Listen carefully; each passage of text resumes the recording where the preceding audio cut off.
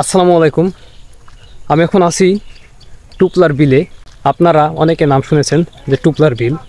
আসলে এই বিলটি অবস্থিত মেহেরপুর জেলার মুজিবনগর উপজেলার রতনপুর এবং তারানগর গ্রামের মাঝে অবস্থিত।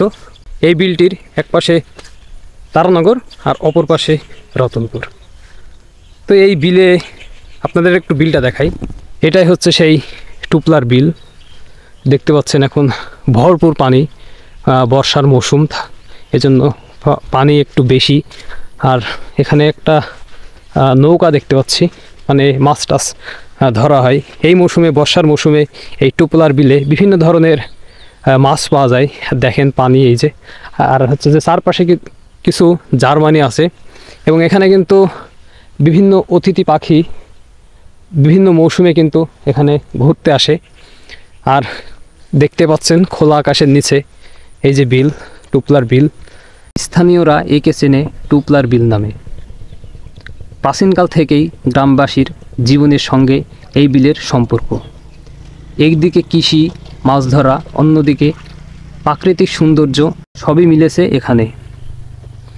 বর্ষাকালে যখন চারপাশ নদী নালা খাল বিলের পানিতে ভরে যায়, তখন টুপলার বিল হয়ে ওঠে প্রাণবন্ত। এখানে একসঙ্গে দেখা যায় নানা ধরনের দেশি মাছ, জলজ উদ্ভিদ আর মৌসুমি পাখি। বিশেষ করে ভোরবেলা পদ্মফুলের গন্ধ আর সকালের রোদ মিলে তৈরি হয় অপূর্ব দৃশ্য। এই বিল শুধু সৌন্দর্যের নয়, স্থানীয় মানুষের জীবিকারও অন্যতম উৎস। কেউ বর্ষায় মাছ ধরে সংসার চালায়, কেউ আবার শুকনো মৌসুমে ধান চাষ করে।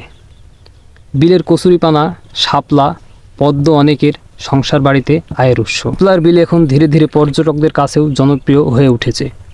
পদ্ম ফুল ফোটা মৌসুমে প্রতিদিন শত শত দর্শনার্থী আসে এই বিলের সৌন্দর্য উপভোগ করতে। তবে পর্যটনের সঙ্গে সঙ্গে পরিবেশ সংরক্ষণও করাও জরুরি। প্রকৃতির অপরূপ রূপ নিয়ে টুপলার বিল দাঁড়িয়ে আছে মেহেরপুরের বুকে। যদি থাকে যত্ন আর ভালোবাসা, তবে এই বিল শুধু আমাদের নয়, ভবিষ্যৎ প্রজন্মের জন্যও হয়ে থাকবে এক অনন্য সম্পদ।